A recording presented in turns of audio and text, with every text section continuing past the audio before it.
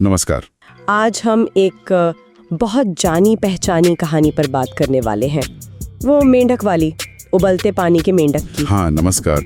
ये कहानी तो खूब सुनी सुनाई जाती है और जो जानकारी हमारे पास है वो दिखाती है कि आमसी कहानी कितने गहरे मतलब रखती है। बिल्कुल, कहानी तो सीधी सी है ना, कि मेंढक को एकदम खौलते पानी में डालो तो वो फौरन बाहर कूद जाएगा अपनी जान बचाने के लिए। ये तो स्वाभाविक है। हाँ, लेकिन कहानी का दिलचस्प मोड़ तो तब आता है जब पानी ठंडा हो। जी, जब उसे ठंडे या गुनगुने पानी में रखा जाए और फिर पानी को धीरे धीरे गर्म किया जाए। तब क्या होता है?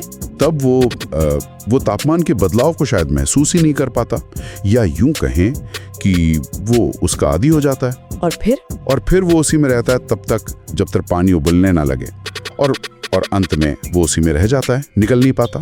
हालांकि ये भी सुनने में आता है कि वैज्ञानिक तौर पर शायद ऐसा ना हो, मेंढक शायद कूद ही जाए असल में। हाँ, ये बात भी कुछ स्रोत कहते हैं। बायोलॉजिकली शायद वो कूदेगा, लेकिन एक मनोवैज्ञानिक रूपक के तौर पे, एक मेटाफर की तरह ये कहानी इंसानी बर्ताव पर काफी सटीक बैठती है। बिल्कुल, और यहीं पर ये कहानी हमें सोचने पर मजबूर करती है ना। ये सिर्फ बढ़ते तापमान की बात नहीं है। नहीं, बिल्कुल नहीं। ये इशारा है हमारी तरफ, हम इंसानों की तरफ, कैसे हम धीरे धीरे बिगड़ती हुई चीजों के आदी हो जाते हैं। जैसे कोई मुश्किल रिश्ता हो, कोई ऐसी नौकरी जहां मन न लगता हो, या कोई भी हालात जो शुरू में ठीक थे पर अब बोझ बन गए हैं। पर ऐसा होता क्यों है? हम क्यों फंसे रह जाते हैं ऐसी स्थितियों में? इसके पीछे कई मनोवैज्ञानिक कारण हैं। एक तो आपने जैसे कहा, वो धीरे धीरे वाला मामला, इसे क्रमिक अनुकूलन कहते हैं। बदलाव इतने धीमे होते हैं कि हमें पता ही नहीं चलता। हर छोटा बदलाव ठीक लगने लगता है जब तक कि बहुत देर ना हो जाए। हाँ, और दूसरा पहलू है वो परिचित का आराम।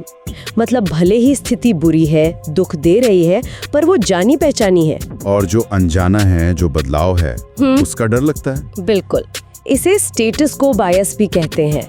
मतलब जैसा चल रहा है चलने दो, बदलाव से बचना, चाहे वो बेहतरी क्यों ना हो। हाँ, ये स्टेटस को बायस वाली बात, ये तो बहुत आम है शायद। हम सिर्फ इसलिए रुके रहते हैं क्योंकि बाहर निकलना ज्यादा मुश्किल या डरावना लगता है। हाँ, काफी हद तक। और एक और मिलती जुलती सोच है जिसका जिक्र मिलता है, संक कॉस्ट फैलेसी। अच्छा, वो क्या है? इसका मतलब है कि हम किसी चीज में इसलिए भी टिके रहते हैं क्योंकि हमने उसमें पहले ही बहुत कुछ लगा दिया होता है, जैसे समय, पैसा, भावनाएं। और फिर लगता है कि अरे इतना सब लगा दिया, आप कैसे छोड़ें? बिल्कुल, तो ये सोच भी हमें उसी गर्म होते पानी में बनाए रखती है, भले ही हमें पता हो कि ठीक नहीं है। तो ये तो सिर्फ बाहरी हालात की बात नहीं हुई, ये तो हमारी अपनी सोच, हमारे अपने क्या कहते हैं, पूर्वाग्रह हैं जो हमें फंसाते हैं। जी, ये एक जटिल तस्वीर है। बाहर के हालात और अंदर की सोच दोनों मिलकर हमें रोकते हैं। तो फिर सवाल ये उठता है कि इस चक्र से बाहर कैसे निकलें? इस उबलते पानी से कैसे कूदें? क्या स्रोत कोई रास्ता सुझाते हैं? हाँ बिल्कुल। सबसे पहली और जरूरी चीज जो कही गई है वो है आत्म जागरूकता, सेल्फ अवेयरनेस। मतलब ये पहचानना कि पानी गर्म हो रहा है, अपनी स्थिति को ईमानदारी से देखना, क्या ये वाकई आरामदायक है या हम बस अनदेखा कर रहे हैं असुविधा को। खुद से सच बोलना। हाँ, और दूसरा कदम है ये समझना कि तरक्की के लिए, आगे बढ़ने के लिए थोड़ी असुविधा जरूरी है। कंफर्ट जोन में रहकर विकास नहीं होता। यानी हमें थोड़ा असहज होने के लिए तैयार रहना होगा।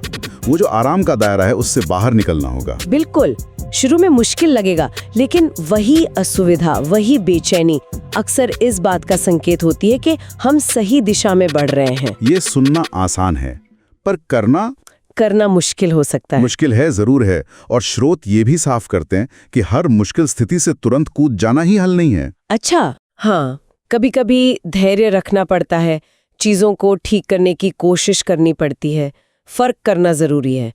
क्या ये एक अस्थायी मुश्किल है जिसे संभाला जा सकता है, या ये एक ऐसी स्थिति है जो लगातार नुकसान पहुंचा रही है और जिससे निकलना ही बेहतर है? ये विवेक, ये समझ बहुत जरूरी है, कब टिके रहना है और कब निकल जाना है। जी, तो कुल मिलाकर ये कहानी और इससे जुड़ी बातें हमें यही याद दिला रही हैं कि अपनी जिंदगी के पानी का तापमान, उसे लगातार जांचते रहना चाहिए। बिल्कुल, सिर्फ बाहरी परिस्थितियों पर नहीं, बल्कि अपनी प्रतिक्रियाओं पर, अपनी सोच पर और अपने विकल्पों पर भी ध्यान देना होगा। संदेश साफ है, उस मेंढक की तरह मत बनो जो ऐसी जगह टिका रहे जो उसे धीरे धीरे खत्म कर रही हो। हाँ, अपने सपनों को, अपनी खुशी को ऐसे मरने मत दो। बदलाव से डरो मत, उसे अपनाओ और देखो कि आगे बढ़ने की क्या नए मौके मिलते हैं। अपने जीवन की बागडोर अपने हाथ में लेनी होगी। बिल्कुल। और अंत में श्रोताओं के लिए सोचने को एक सवाल छोड़ जाते हैं। अगर कोई आज अपने जीवन के पानी का तापमान देखे, अपनी नौकरी, अपने रिश्ते, अपनी आदतें, तो क्या वो सच में आरामदायक है या फिर कहीं वो धीरे धीरे असुविधाजनक रूप से गर्म तो नहीं हो रहा है? और अगर गर्म हो रहा है तो अगला कदम क्या होगा, ये सोचना जरूरी।